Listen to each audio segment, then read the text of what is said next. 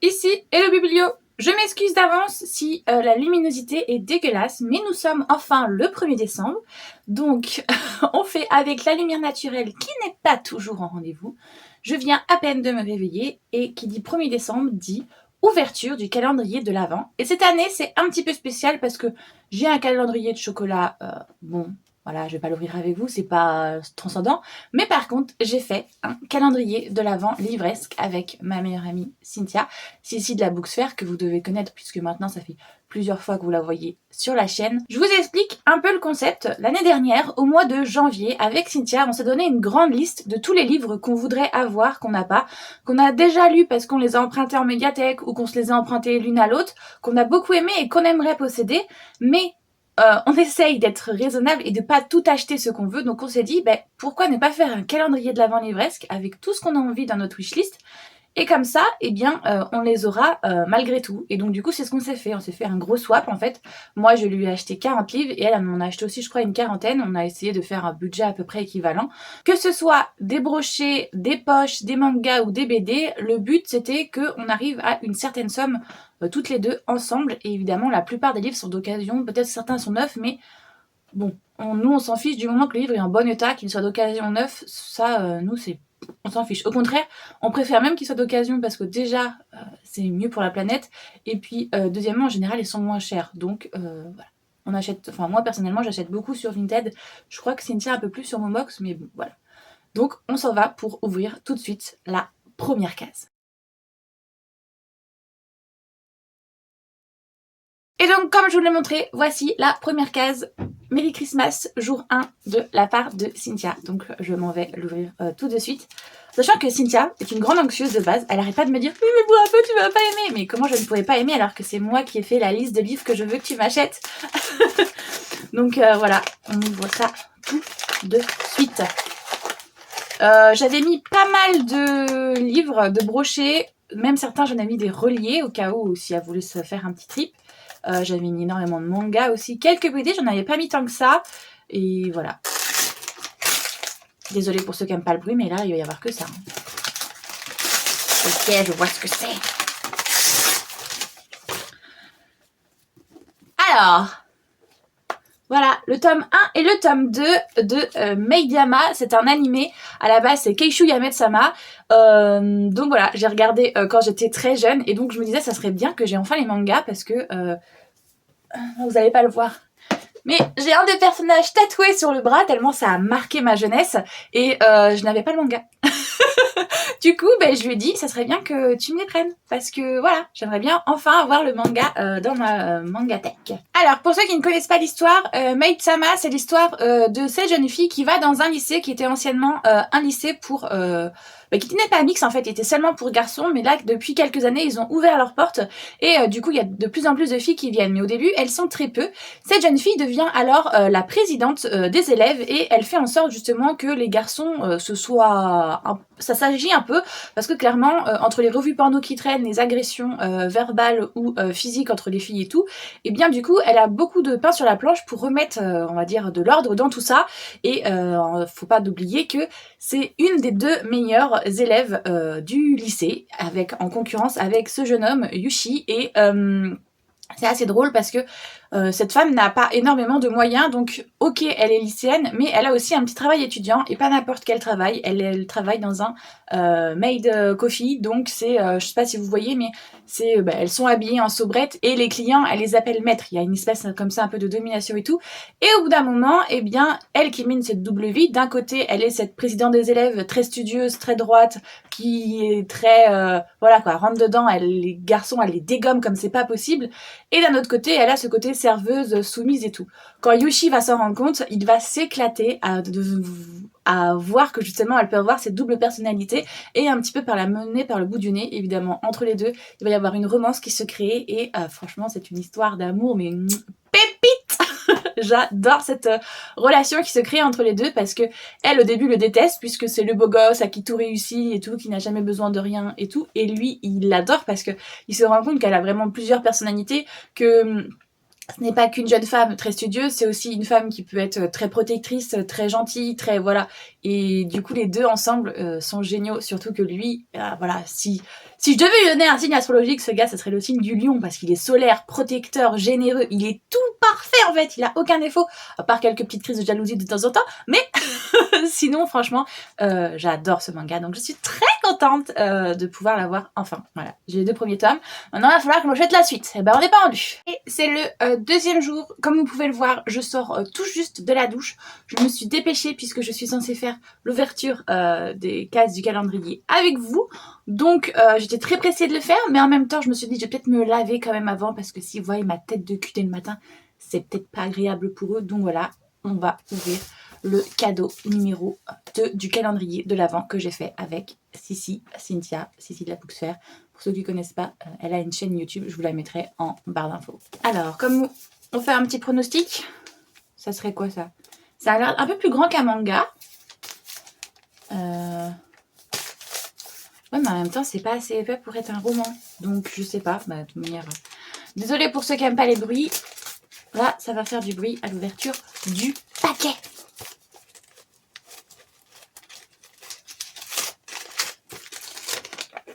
Si, c'est un manga. Mais c'est un manga adapté d'un roman.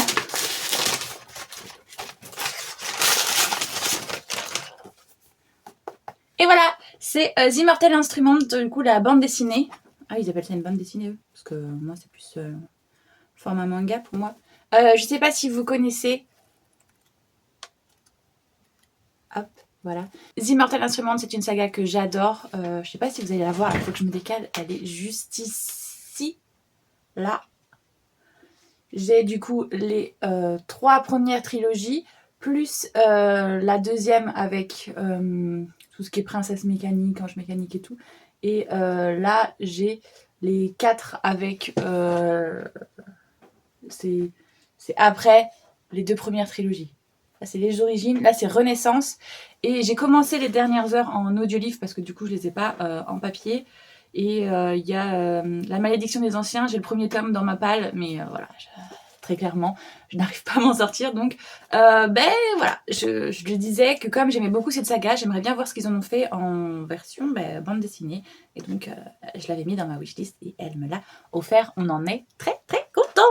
Hey, allez, on est pour le jour 3. Est-ce que j'ai une tête de cul? Oui. Est-ce que je viens juste de me lever? Oui. Est-ce qu'on est dimanche? Oui. Donc, je suis excusée, ok?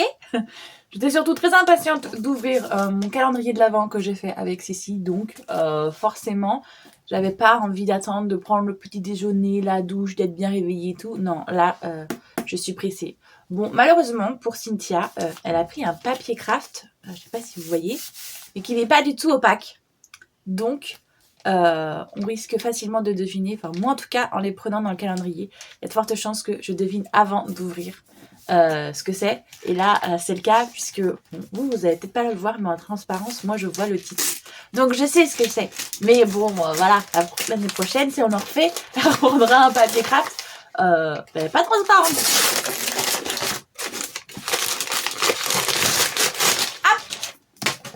Et voilà, c'est le premier tome de La Faucheuse. Pour ceux qui ne connaissent pas, c'est l'histoire, en gros, c'est notre société dans quelques années, ou quelques siècles plutôt même. Nous avons trouvé un système pour être immortel. Le souci, c'est que du coup, la population grossit toujours de plus en plus. Donc, vu que la mort ne fait plus son office, il y a des personnes dont c'est le métier, du coup, de donner la mort. Ils sont les seuls à pouvoir tuer. Voilà, parce que de toute manière, même si tu tues quelqu'un, en gros, il y a un reset qui est fait et la personne peut revivre. Donc, le meurtre n'existe pas. Les seules personnes pouvant tuer sont ce qu'on appelle les faucheurs. Mais il y a une certaine manière de faire. Il y a un quota. Il y a... il faut faire attention aussi à ce que les meurtres ne soient pas racisés ou voilà. Donc, c'est tout un organisme qu'on suit et on suit 2 jeunes faucheurs, une fille et un garçon, qui vont du coup être des apprentis faucheurs auprès d'abord d'un mentor qui est très charismatique, et puis après les chemins vont faire que les chemins vont se séparer. Et franchement, j'ai découvert cette trilogie, je crois, l'année dernière, ou il y a 2 ans, mais enfin très récemment par rapport à sa date de sortie, et j'ai adoré. Donc j'avais mis dans ma wishlist la trilogie. Je suppute que si elle m'a mis le tome 1, elle m'a mis aussi le 2 et 3 parce qu'elle a dû le trouver en lot pas cher sur Vinted vu que justement c'est une vieille saga. Mais je suis très contente parce que du coup, il va directement dans la bibliothèque, il ne passera pas par la case PAL. Ça, c'est parfait. Parce que du coup, je me suis dit, les mangas comme Keishu Ametsama, vu que ça fait longtemps que j'ai pas regardé l'animé, je pense que je vais les relire avant de les mettre dans la bibliothèque. Et pareil pour Cimenter l'instrument, c'est peut-être différent des romans, donc je pense que je vais les relire. Mais ceux-là, comme ça, que j'ai lu l'année dernière, il n'y a aucune raison que je les relise, ils iront directement dans la bibliothèque. On est là pour le 4e jour, la 4e case que m'a offert Cynthia de ce calendrier livresque. On va pas trop tarder parce que je viens de me lever, là j'ai qu'une envie justement, c'est de tranquillement aller prendre mon petit déjeuner et ma petite douche, m'habiller pour commencer la journée. Mais avant, on commence la journée en ouvrant évidemment la 4e case. Bon, c'est des mangas visiblement, vu le format. Et c'est des mangas que j'ai déjà lus. Donc voilà, le tome 1 et le tome 2 de Blissful Land. Pour ceux qui ne connaissent pas, c'est l'histoire de ce jeune homme. On est au XVIIIe siècle au Tibet, si je ne me trompe pas. Et c'est un jeune homme qui est passionné par tout ce qui est médecine, fleurs médicinales et tout et tout. Mais quand je vous dis sa passion, c'est sa passion. Genre, il ne peut pas faire une promenade sans regarder les plantes qu'il y a, analyser avec ça, comment je pourrais guérir ci, ça. Bref, c'est sa passion. Il souhaite devenir médecin du village, donc c'est hyper intéressant et tout. Sauf que là, on lui annonce qu'il est assez grand du coup pour se marier et donc, eh bien, il va devoir rencontrer sa future fiancée qui vient d'un autre village. Et donc, c'est cette jeune femme qui, elle, on va le découvrir au fil des tomes. Donc, je sais pas si dès le premier on nous le dit, mais elle est plus intéressée par tout ce qui est tissu. Tisser, teindre les tissus et tout, faire des beaux ouvrages, elle, c'est ça qui l'intéresse. Donc ces deux jeunes personnes vont se rencontrer avec des passions différentes, vont pas tout de suite tomber sur le charme l'un de l'autre, mais ils ne vont pas non plus être réfractaires parce qu'ils sont dans les traditions et ils acceptent. C'est juste qu'ils s'apprivoisent tout doucement l'un l'autre et ils vont petit à petit justement tomber amoureux. Et c'est une très belle histoire, très touchante. Le graphisme, il est très très choupi. Je sais pas si je vais vous réussir à vous montrer des scènes, mais voilà, c'est tout doux, franchement. C'est des petites lectures que j'ai adoré faire. Je crois qu'il y en a 5 pour le moment, 5 ou 6. Et je les ai tous lus parce que je les avais empruntés à la médiathèque. Mais je les voulais. Donc voilà. Mariage arrangé, donc c'est pas très féministe, je l'avoue. Mais c'est une petite lecture tout doux qui fait du bien. Et j'adore cette lecture. Donc je suis très contente de enfin les avoir. Et comme ils sont déjà lus, ils vont pouvoir directement être rangés hop, dans ma mangathèque. J'aurai pas à les mettre dans ma palle. Ça, j'avoue que c'est cool. On est là pour le 5e jour. Vous devez vous dire qu'est-ce qu'elles font en débardeur en plein mois de décembre. Eh bien en fait c'est parce que je viens juste de rentrer des courses. Donc très clairement j'ai fait des allers-retours de la voiture maison, après ranger les courses dans le frigo et dans les placards. Du coup je crève de chaud. Donc là pendant 30 secondes je vais être en débardeur. Et puis après retour à la case départ, on va remettre les gros pulls parce que j'aurai froid. Mais là pour le moment j'ai chaud. Alors voilà.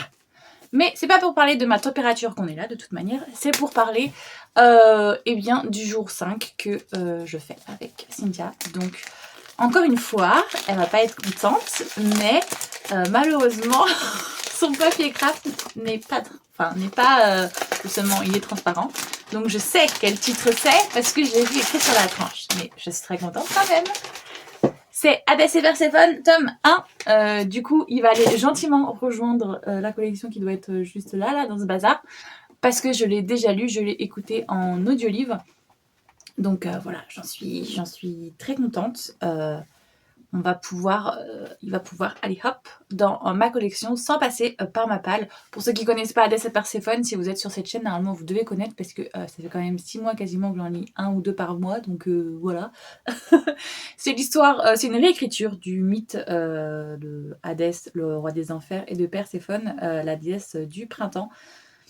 Cette jeune femme a été dans une relation assez toxique avec sa mère, elle l'enferme, elle veut pas, elle est surprotectrice, elle ne veut pas qu'elle soit avec les autres dieux, elle ne veut pas non plus trop laisser du lest, on va dire, à sa fille, donc elle l'emprisonne assez. Et donc du coup, Perséphone va décider de mener sa vie un petit peu comme elle l'entend, de partir à l'université pour humain et de se faire passer d'ailleurs pour une humaine et devenir journaliste jusqu'à ce qu'elle aille dans un nightclub, une boîte de nuit. Et elle rencontre Hadès sans le savoir. Elle va faire une partie de poker avec lui et il va gagner. Donc en gagnant, il a le droit à lui demander de passer un contrat. Et donc elle devra faire quelque chose pour être libérée de ce pacte. Et puis une petite romance va se nouer entre les deux. J'en ai déjà parlé, mais je les veux parce que je les ai lus. Mais franchement, je n'aime pas trop les Hadès et Perséphone, surtout les 2 premiers tomes. Le 3e, ça va mieux, je trouve. Mais j'ai un énorme coup de cœur, par contre, pour les sagas d'Hadès, qui doivent être juste là. Parce que elle est assez jeune, alors que lui, justement, c'est un vieux dieu, si je puis dire. Il fait partie des 3. Et du coup, il a plus de maturité, et voilà. Elle, au début, c'est typiquement l'héroïne, on lui dit fais pas ci, fais pas ça, fais pas ça. Elle va le faire et après, elle va se donner des conséquences. Donc, c'est pour ça que les 2 premiers tomes, j'ai eu beaucoup de mal avec Perséphone. Mais le 3e tome, elle prend du plomb dans la tête. Donc, finalement, j'ai hâte de lire le 4e quand il arrivera. Normalement, je crois qu'il sort en 2024, le 4e tome. Donc, voilà. On est contente! Hey, on est du coup mercredi 6 et j'ouvre le 6e colis. Alors, vu la taille... Oh oui, ça sent les mangas, ça. La plupart des mangas que je vais mis, c'est des mangas que j'ai déjà lus. Comme ça, ils vont directement dans ma mangatech et j'ai pas à y lire. J'ai vu ce que c'était. C'est le 1 et le 2 de Magus of Librairie. Je sais pas si vous connaissez ce manga, c'est l'histoire de ce jeune homme qui ressemble à un demi-elfe. Et donc du coup il est discriminé là où il habite, dans le village où il habite, vu que justement c'est un hybride, il n'a pas les mêmes droits que les autres et il n'a pas le droit de rentrer dans la bibliothèque de la ville, alors que lui il adore les livres, il adore apprendre, il adore lire des nouvelles histoires et tout. Donc jusqu'au jour où il va lui arriver une petite péripétie, il va devoir sauver un livre ou je sais plus ce qui va se passer. Il y a dans ce monde-là des Kauna, je sais pas si ça se prononce comme ça, mais enfin bref, ce sont des bibliothécaires qui ont un rôle très spécial puisque c'est elles qui emmagasinent le savoir et tout et tout. Et il y a plusieurs, on va dire, grades. Il y a ceux qui sont dans la recherche, ceux qui sont justement dans la découverte de nouveaux manuscrits, ceux qui sont qui recopient simplement. Enfin bref, il y a plein de castes. Et il y en a une qui va arriver dans ce village et qui va se rendre compte de cette injustice et de la passion de ce jeune homme. Et elle va l'aider à réaliser son rêve, c'est-à-dire que lui aussi va vouloir aller dans la bibliothèque centrale du pays et devenir lui aussi enfin bref, un bibliothécaire quoi, je sais plus c'est quoi le nom exactement dans ce monde là, mais voilà, c'est hyper bien parce que le monde est riche, l'univers est très bien travaillé, évidemment c'est une histoire qui tourne autour de l'amour des bibliothèques, des livres et de la lecture, donc forcément que j'adorais cette histoire. Et en plus il y a plein de belles valeurs parce qu'on va découvrir tout un univers avec plein de races, plein de clichés, de préjugés, des hiérarchies sociales aussi. Donc justement comment ce jeune homme va essayer de casser tous les codes en étant ami avec un maximum de monde alors qu'il a l'habitude d'être rejeté et tout. Enfin, c'est génial, j'adore et je suis très contente. Pour le moment j'ai que le 6 parce que vu que je les avais empruntés dans une des médiathèques où j'étais allée il y a un moment, je m'étais arrêtée au 5. Quand j'ai vu le 6 sortir, je l'ai acheté et donc du coup je l'ai mis dans ma wishlist à Cynthia en lui disant bah écoute, vu que j'ai le 6, autant que vous m'achetez tout le reste. Et visiblement elle m'a écouté puisque voilà. Donc pas à lire, directement dans la bibliothèque, ça c'est très cool. J'espère que cette vidéo vous a plu. Si c'est le cas, n'hésitez pas à liker, ça fait toujours plaisir. Si vous souhaitez parler avec moi des livres dont je vous ai montré les couvertures et je vous ai fait les résumés, il n'y a pas de souci. Il y a l'espace commentaire qui est là pour ça. Et si vous souhaitez voir le reste de mes vidéos, n'hésitez pas à vous abonner. J'espère que tout va bien pour vous, que vous faites de bonnes lectures, que vous passez de bonnes fêtes de fin d'année. Et puis voilà, je vous fais tout plein de gros bisous.